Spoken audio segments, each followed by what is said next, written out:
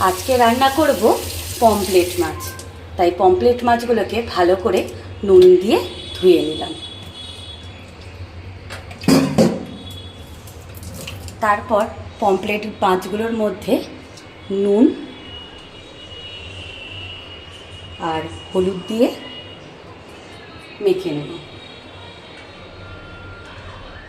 আমি সামুদ্রিক মাছে একটু লেবু দিই, তাই একটু লেবু দিয়ে নুন হলুদ দিয়ে মাখিয়ে নেব মাছগুলোকে। আর আমার ছোটো মেয়ে পমফ্রেট মাছ খায় না বলে ওর জন্য কাটাপোনা মাছ রান্না করব।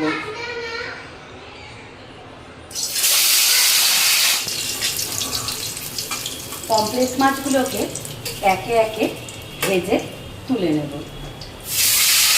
একটা মাছ ভাজা হয়ে গেছে, আর একটা মাছ ছেড়ে দিয়েছি। আর আজকে রান্না করব কাঁকরোল ভাজা আর টমেটো দিয়ে ডাল।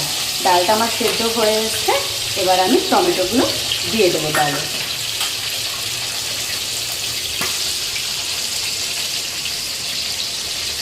পমফ্রেট মাছ ভাজা আমার হয়ে গেছে। এবার আমি কড়াইতে তেল দিয়ে কালো জিরে ফোড়ন দিয়ে দিলাম। তার মধ্যে কয়েক কোয়া রসুন আমি দিয়ে দিলাম। তারপর দিয়ে দেব আমি পেঁয়াজ।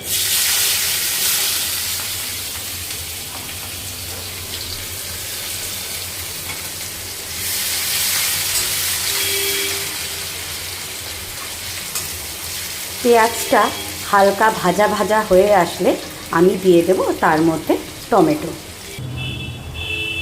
এবার আমি দিয়ে দেব টমেটো।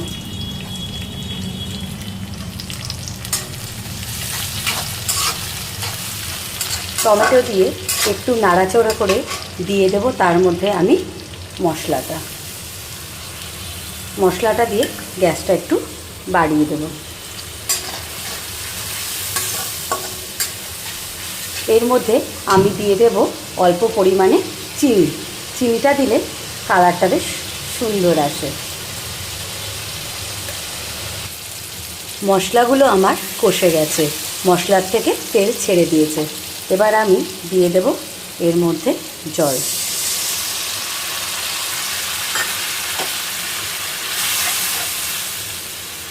জলটা একটু ফুটে আসলে তার মধ্যে একে একে আমি ছেড়ে দেব মাছগুলোকে।